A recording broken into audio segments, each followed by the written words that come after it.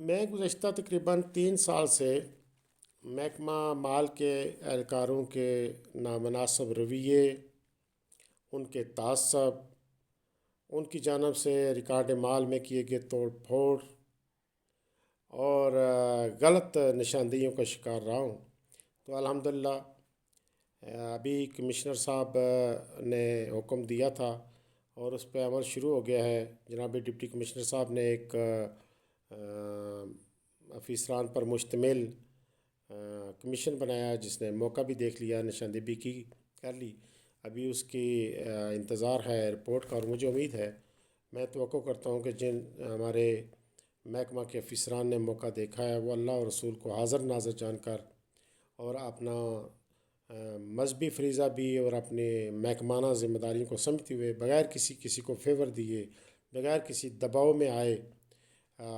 جو اپنے نالج کے اور علم کے مطابق جو ہے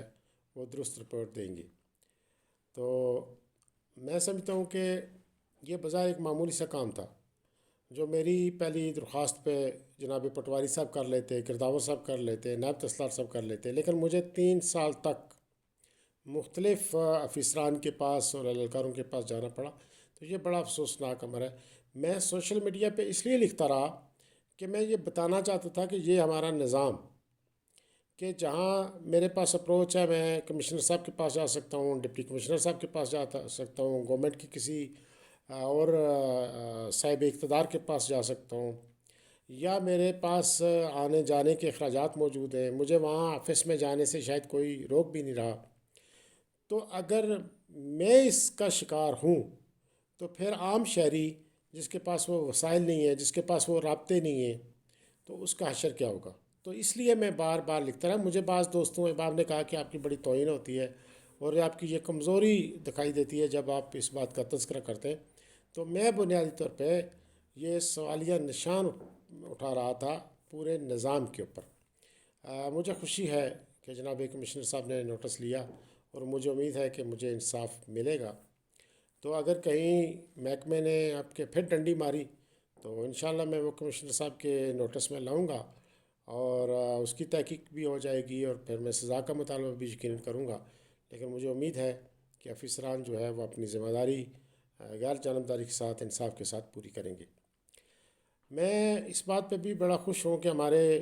بہت پرانے مہربان ہمارے سیاسی ساتھی بھی رہے۔ اس مرتبہ میں نے انہیں ووٹ نہیں دیا، میں نے اپنی جماعت کے امیدوار کو ووٹ دیا، لیکن ہمارا ایک ذاتی تعلق بھی رہا، سیاسی تعلق بھی رہا۔ مجھے امید ہے کہ وہ وزیر مال ہے، تو اپنے محکمے کی اصلاح اور اپنے محکمے میں شفافیت، اپنے محکمے میں کرپشن کا اور بد انتظامی کا خاتمہ، یقیناً اس پہ وہ توجہ دیں گے۔ اور ان میں اتنی طاقت اور قوت ہے کہ اگر وہ پوری طاقت کے ساتھ، سختی کے ساتھ اپنے محکمے کے افیسران کو اور اہلکاران کو ہدایت جاری کر دیں، تب بھی بہت سارے جو محروم لوگ ہیں، جو مستحق ہیں، جن کے ساتھ زیادتیاں ہو رہی ہیں، جن کو بارہا انتقامی کارروائیوں کا نشانہ بنایا گیا، اس میں سیاسی انتقام بھی شامل ہے، تو وہ لوگ سارے جو ہے ان کو انصاف مل جائے گا۔ تو میں محترم چودھری محمد اخلاق صاحب، وزیر مال آزاد حکومت سے یہ گزارش کرتا ہوں کہ بے مہربانی اپنے محکمے کے جو اہلکار ہیں ان پہ توجہ دیں، تاکہ اس سے عوام کو ایک بہت بڑی سکھ کا سانس ملے گا اور ایک تبدیلی نظر آئے گی، اور اس سارا جو اس کی لوگوں کی، غریب لوگوں کی، محروم لوگوں کی آپ کو دعائیں بھی ملیں گی، اور آپ کو پھر آپ کے اقتدار کو بھی دباؤ ملے گا۔ تو اگر آپ صرف گھومتے ہی رہے اور اپنے محکمے کو آپ نے بہتر طریقے سے نہ دیکھا، اور تو پھر وقت تو گزر جائے گا، لیکن یہ پھر باتیں تاریخ میں لکھی جائیں گی، بولی جائیں گی۔ تو مجھے امید ہے کہ جناب چودھری محمد اخلاق صاحب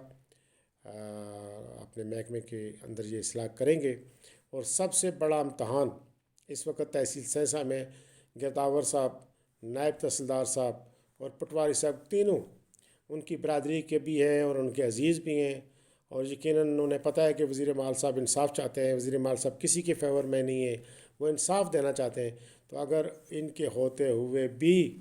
مجھے انصاف نہیں مل سکا تو پھر یہ پوری حکومت پہ اور پورے نظام پہ بڑا سوال کا نشان ہوگا۔ میں ان کے جو عزیز و اقارب میری یہ آواز سن رہے ہیں، یقیناً ان تک پہنچائیں گے، اور میں سمجھتا ہوں کہ نظام